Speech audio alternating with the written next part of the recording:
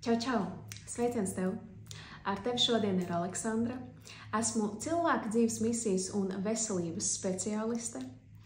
Un šodien šajā video es tieši vēlos safokusēties uz vienu specifisku nozari, kurā es darbojos. Tā ir mūsu veselība, ajurveida. Un pirms mēs bez šaubām sākam strādāt ar pacientiem un klientiem, vienmēr tas mūsu izejas punkts ir bez šaubām asins analīzes. Tāpēc šajā video es tev gribu pastāstīt, kā pareizi nodot asins analīzes, lai tās patiesi atspoguļotu visus tos procesus, kas notiek tavā organismā, un lai mēs pareizi un korekti varētu izstrādāt gan tavu uzturplānu, gan tavu fiziskās slodzes plānu, gan arī patiesībā varbūt tev izrakstītu kādu foršu ceļojumu, atpūsties un varbūt pazemināt tavu kortizolu un izlīdzināt tavus hormonus, lai viss ieiet balansā. Jo bieži vien bez šaubām, kāpēc mēs ejam nodot analīzes, mēs nododam tās, tāpēc, ka mums jau iekšēji ir sajūta un zvan tādi mazie zvaniņi, ka kaut kas nav kārtībā, kaut kas nav korekti. Vai nu mēs pēkšņi esam pieņēmušies svarā, mums liekoties it kā ne no kā, vai tieši otrādi, varbūt mums svars krītas, varbūt mums sāk izkrist mati vai neaug mati, varbūt mums visu laiku nemitīgi metās uz sejas kādi izsitumi, pinnes, ir, varbūt pastiprināta nieze vai kādi iekaisumi vai kādi citi tādi rādītāji, kas mums norāda jau ne tikai iekšēji, bet vizuāli uz mūsu ķermeņa, ka kaut kas nav kārtībā, vai ne? Un tāpēc, lai mēs patiesi varētu saprast, kas tur iekšā notiek, mums ir ļoti, ļoti svarīgi un korekti jāpieiet tai analīžu nodošanas procesam, lai mēs tiešām uzzinātu, kas tad iekšā notiek. Un šajā video es punkts pa punktam izstāstīšu, kādus, tā teikt, pareizus likumus ir jāievēro, lai viss būtu maksimāli precīzi. Pirmkārt, sāksim ar analīžu nodošanas laiku. Ja mēs skatāmies uz savu ķermeni, mēs dzīvojam ne tikai savā mazā pasaulē, bet mēs dzīvojam tādā lielā ekosistēmā. Un mūsu organisms, viņš sinhronizējas gan ar vidi, gan ar visu to, kas notiek apkārt. Specifiski runājot, tā būtu saule un mēnesis un specifisks diennakts laiks un kā katrs dienas laiks efektoja mūsu ķermeni. Tāpēc vispareizāk nodot analīzes ir tieši no 8 līdz 9 no rīta un vēlāk, jo tieši pēc tā karkadiešu dzīves ritma mūsu organisms ir tādā vēl maksimāli mierīgā fāzē.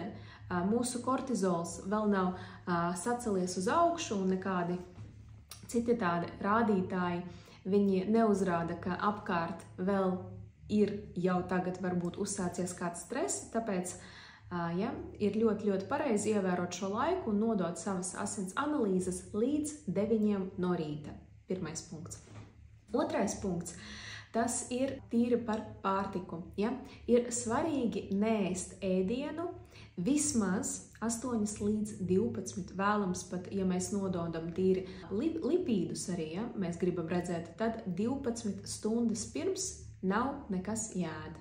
Sanāk, ja mēs ejam nodot asins analīzes 8 no rīta, mums ir jābeidz ēst iepriekšējā dienā 8 vakarā.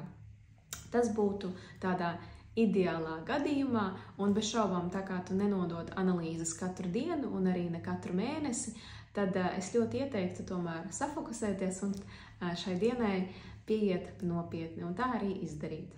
Treškārt, ļoti svarīgi pirms tu ej pie speciālista nodot asins, ir svarīgi nesmēķēt un nekožļāt gumiju. Jo atkal tā pati gumija, tu jau droši vien zini, viņa satur dažādas vielas, dažādus elementus, pat plastiku. Un piebilstot par smēķēšanu, vispār būtu ļoti forši, ja tu nesmēķētu pat kādas atkal tās pašas pēdējās 12 stundas.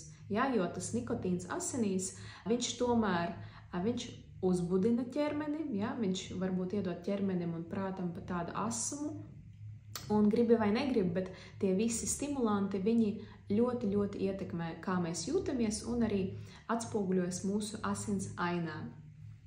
Turpinot šo tādu tēmu, atkarību tēmu, alkohols būtu fenomenāli, ja tu varētu izvairīties 2 diennaktis, 48 stundas un nelietot nekādus alkoholiskos dzērienus, maksimāli tīrai, foršai asinsainai, jo tu droši vien esi dzirdējusi dažādas vielas, viņas var pabiezināt mūsu asinis un viņas var atšķaidināt, ja? Un dažādi preparāti un arī tas pats alkohols, viņš var ietekmēt mūsu asinsainu. Nākamais, tad, kad mēs no rīta pamostamies, ja mēs pieņemsim pamostamies 7, lai nodotu asins 8, mēs aizējam uz tualeti bez šaubām un mēs nedzeram ne tēju, ne kafiju, bet mēs maksimāli dzeram 1 litru tīra ūdens. Ja? Viņš var būt karsts ūdens, viņš var būt silts ūdens, bet ne vairāk kā 1 litru. Nākamais punkts. Pēdējās 2 dienas pirms asins analīzēm ir svarīgi izvairīties no jebkādām lielām fiziskām slodzēm.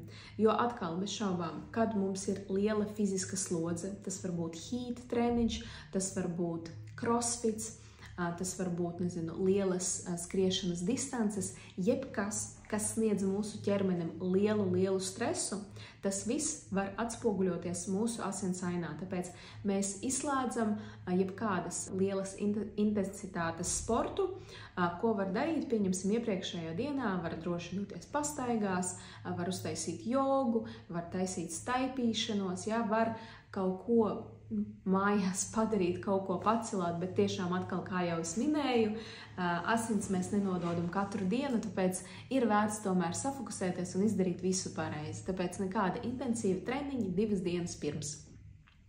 Nākamais. Iepriekšējās dienās, ja mēs tīri mēram arī olbaltumvielu līmeni mūsu asinīs, kas ir svarīgi, varbūt kādu citu video es varētu uztaisīt, kādas analīzes vispār ir svarīgi nodot katru gadu. Tīri varbūt šī tēma attiecas vairāk uz sportistiem, bet vajadzētu ieturēt tādu normālu olbaltumvielu līmeni un uzturu ikdienā. Respektīvi, uz 1 tavu kilogramu tie būtu no 1,2 līdz maksimums 1,6 gramiem, ja? Un nelielāku devu. Ja, respektīvi, ja tavs svars ir 50, tad tu pareizini to ar 1,2 vai līdz 1,6 un tu saņem to optimālo proteīna daudzumu devu, ko tev vajadzētu uzņemt iepriekšējās 2 dienas. Tāpēc ieteicams izvairīties iepriekšējās dienās no ļoti lielām gaļas porcijām, no papildus proteīna pulveriem vai kādiem citiem tādiem pastiprinātiem lieliem proteīna avotiem. Nākamais.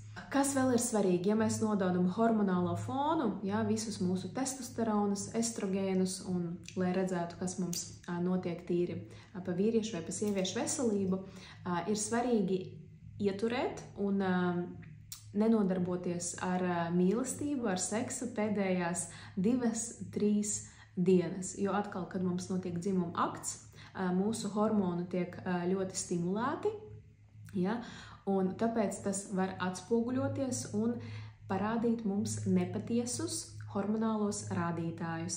Tāpēc atkal no dzimuma aktiem ir ieteicams izvairīties kā minimums 2 dienas pirms. Vēl ļoti svarīgi nākamais punkts. Nedēļu pirms mēs izslēdzam jebkādus ibuprofēnus un antibiotikas, pretsāpju līdzekļus, atkal jebkādus stiprus medikamentus un līdzekļus, kas var ietekmēt mūsu asinsainu. Izņēmums ir bez šaubām, ja jums ir izrakstīts no ārsta lietot kaut kādus specifiskus medikamentus, tad, protams, bez šaubām sekojiet jūsu ārsta norādēm, jo varbūt viņš nemaz neskatīsies uz tiem rādītājiem, kuri var būt ietekmēti no to medikamentu lietošanas. Bet, ja jūs esat, kā saka, parasts normāls cilvēks, jūs gribat iet un nodot savas asins analīzes, lūdzu piefiksējiet to, lai nekādas antibiotikas pretsāpju līdzekļus, ibuprofēnu un līdzīgas vielas jūs nedēļu pirms nelietojat. Un turpinot šo tēmu, nākamais punkts ir, mēs arī izslēdzam jebkādus uzturu bagātinātājus.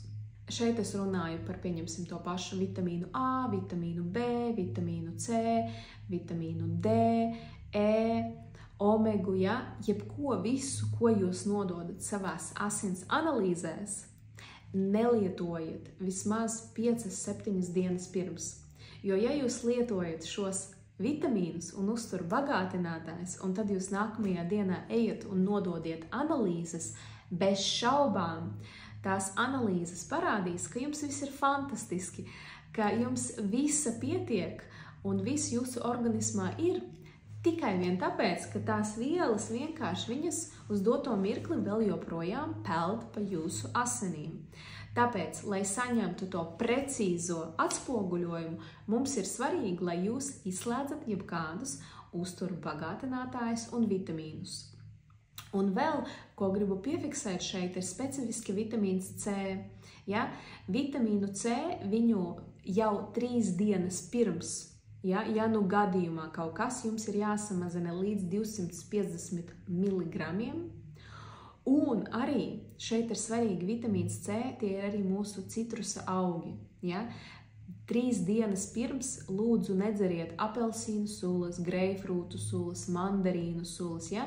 Jebkādas sulas, kurās ir paaugstināts liels tīri tas vitamīna C, arī burkānu sula, ja? Sastāvs. Ja? Ir svarīgi, jo es zinu, ka mēs dzīvojam tādā, es teiktu, laikā, kad mēs ikdienā cenšamies lietot visus superfoodus un vitamīnus un būt maksimāli veselīgi, bet, tad, kad mēs nododam tieši tās analīzes, mums ir svarīgi saprast, lai tas, ko mēs ēdam, neietekmē tās asinis. Tāpēc, ja jūs visu laiku esat bijuši veselīgi, tad ar jums jau noteikti viss ir kārtībā, vai ne? Bet, ja mēs gribam redzēt to patieso ainu, mums vajag viņai bez maz vai, kad mēs atnākam pie mediķes nodot analīzes, mums vajag tādu sevi, kā teikt, tukšu, tādu nonulējušu parādīt, ja? Lai viņa tad tīri izņem mūsu asins un saprot, kas viņās patiesi peld. Ja mēs arī nododam urīna analīzes, tad ir svarīgi bez šaubām iepriekšējā dienā arī nelietojat nekādas bietes, varbūt kādus violetus, kāpostus, kabačus, ja? Jebkas, kas var arī krāsot jūsu urīnu nākamajā dienā. Bietas droši vien visspecifiskāk, ja? Bet jebkādi citi tādi krāsojoši augļi, dārzeņi, lūdzu no tiem izvairīties. Kā arī droši vien jāpiemina arī šeit ir indiešu garšvielas, ja? Kurkuma, un citas tādas vielas, kas tīri jūs droši vien esat ievērojuši, kas ietekmē gan jūsu urīnu un jebkāda cita nokrāsa, kas radās izvedes procesā. Un pēdējais, pats svarīgākais, šis punkts būs tieši vērsts uz sievietēm. Mums sievietēm, jūs jau zinat, mēs ejam dažādām cikla fāzēm cauri katru mēnesi, ja? Mums ir gan ovulācija, gan pirmsmenstruācija laiks, un mums ir ļoti, ļoti svarīgi nodot mūsu analīzes no 3. līdz 5. dienai pēc mums sākas cikls. Respektīvi, ja mums cikls sākas šodien, tad es eju nodot analīzes pēc 3 līdz 5 dienām, ja? Pēc 3, 4 vai 5 dienām. Jo tieši tad, pēc mums ir notikusi tā gan ovulācija, un pēc mums ir sākušās mēnešreizes, jo kas notiek mēnešreižu laikā, mūsu organisms atbrīvojas no visiem toksīniem, baktērijām, no visa tā, kas viņam nepatīk, caur mūsu asinīm. Un tad, kad tas notiek, mūsu asins viņas paliek maksimāli tīras. Tieši tāpēc mums sievietēm ir tā fenomenāla iespēja nodot mūsu analīzes un redzēt to patieso bildi. Tad, kad viss mūsu izvadīšanas caur asinīm menstruāciju cikls process jau ir noticis un norisinājies. Īpaši svarīgi tas ir arī tad, kad mēs nododam jebkādus hormonālos rādītājus, jo atkal mums vajag, lai mūsu visi hormoni ir līdzsvarā, ja? Lai viņi ir mierīgi, lai tur viss ir noticis, jo tad, kad jau mums ir ovulācija, tad atkal mums notiek olnīcās olšūnu briedums, mūsu hormoni, mūsu estrogēns iet uz augšu un rādītāji jau nav tie paši. Tāpēc tā, īsumā jums esmu izstāstījusi, kā maksimāli veiksmīgi un pareizi nodot analīzes. Ja jums ir kādi jautājumi, droši atstājiet man komentāros, centīšos sekot tiem līdzi. Ja? Un tad līdz nākamajam video un vēlu jums veiksmīgu foršu dienu. Čau, čau!